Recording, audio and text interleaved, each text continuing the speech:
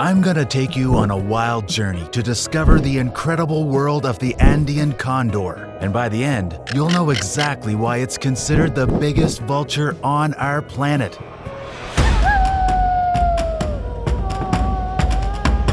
If you're one of our viewers over in South America, then you will already be well aware of this giant bird. The Andean Condor is significant not only because it has one of the largest wingspans in the world, but also because of its cultural significance to places like Chile, Colombia, Bolivia, and Ecuador, where it is their national bird. This condor is said to be a symbol of power and health, closely linked to the sun deity. If you've ever wanted to explore the Incan Empire and find out about their vast history, you won't be able to escape this bird. It's embedded not only in the culture but also in the art and even the medicine of the area.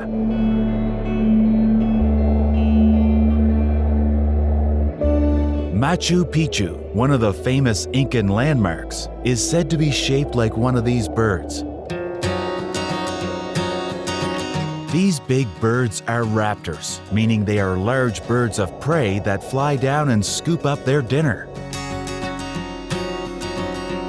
In this case, as a part of the vulture family, the Andean condor mostly eats carrion, which is the polite term for dead things. They can often be found on the dead bodies of cows, deer, and sheep, gathering around to eat.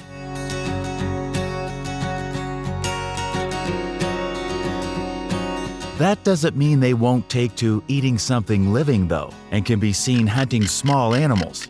You wouldn't think that a creature that eats dead bodies would be associated with a long life. But the Andean condor is well known for its longevity, sometimes living as long as 70 years. Whilst it all sounds gross to us, it's an incredibly important job eating dead bodies, as it stops diseases spreading. Let's go through the life cycle of one of these incredible birds. High up on a cliffside in Peru is where our story begins.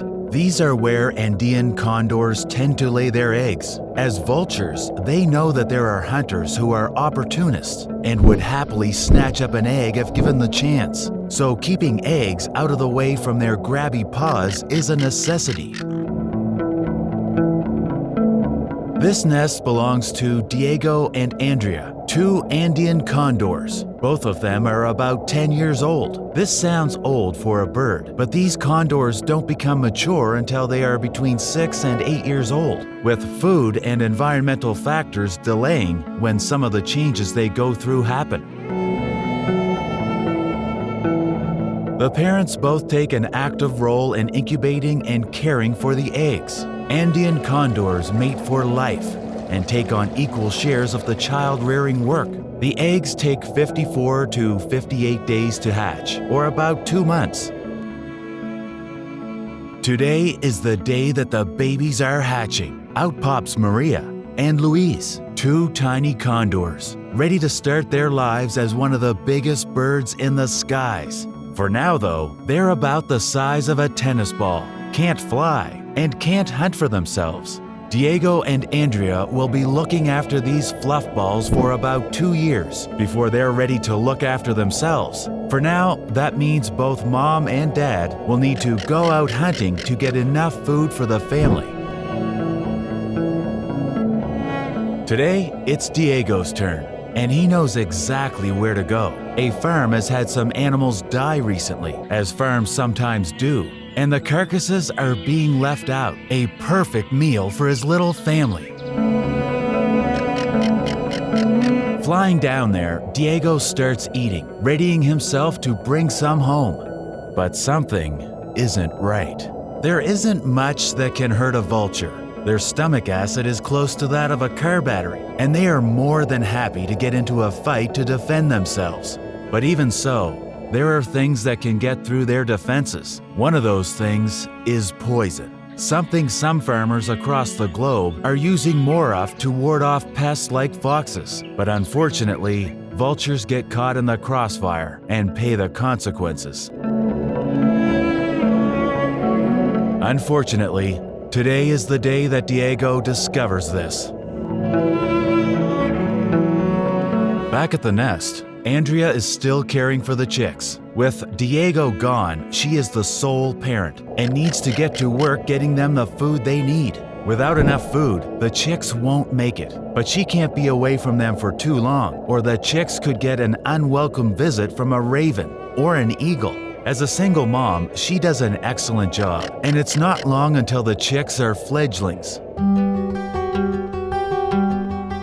Learning to fly can be challenging at the best of times, let alone when your home is on the edge of a cliff. Still, it's a necessary skill, one that Luis is desperate to learn.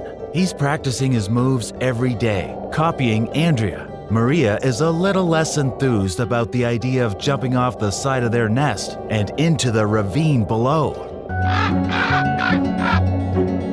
Nature, however, won't give them much of a choice. A raven has spotted them.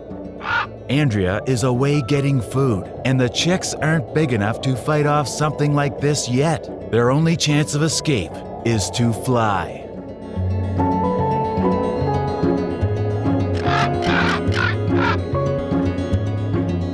Thankfully, they both make it. Andrea feeds them, and now they have additional food from the raven. Now the chicks can fly. Andrea will teach them how to forage and hunt until they fly away when they are 2 years old to be independent and find their own pair and have their own chicks. It's not just farmers and ravens that take out these big birds though. Whilst a healthy adult Andean condor has no natural predators, we humans are still somewhat of a threat to them. Between habitat loss, conflict due to farming, and even some cultural rituals, the Andean condor is in danger of going extinct. This would be devastating not only for the local environment, but also for the people and cultures who love these birds so much. It could also be a problem for humanity at large, as without these birds eating carrion, there will be many diseases that are able to spread to us.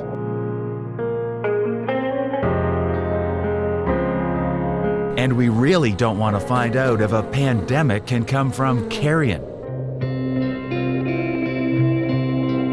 Thankfully, the Andean condor has people on their side, looking to help them. Local groups are working to not only educate the public on why these magnificent creatures are good for the people and the land, they are also creating and running programs that help rear baby Andean condors, rescue condors in distress, and release them back into the environment so they can go on to make more Andean condors. Even once the birds are released, the story isn't over, as they will attach GPS tracking collars to the birds so they can keep an eye on them and gather data that could help more Andean condors in the future. There are also efforts to save the habitat of these animals and find ways that farmers can deter pests without harming vultures.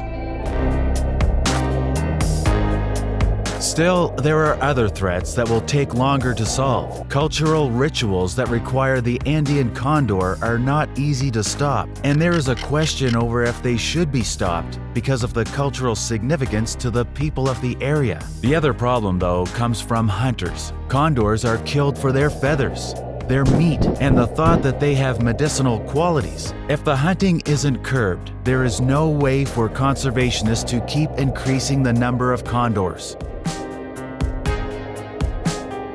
Still, people are working together to keep these incredible animals alive. And if you live in an area where they work, you might be able to get involved and help out too. If you don't though, there are still ways you can help reduce climate change and habitat loss. Recycle when you can. Look into the products you buy to see if they would contribute to habitat loss. And demand change from your local governance on climate issues.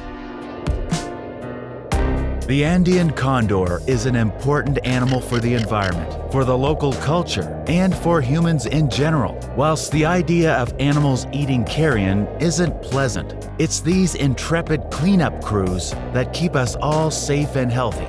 The world would be a worse off place without them, so let's work together to keep them around. So, what did you think? Want to know more about the awesome animals around us? Click subscribe so you never miss a video, and share your best Andean Condor or Vulture stories in the comments. We've got many more stories on the way for you all, and we can't wait to see you next time on Careless Wildlife.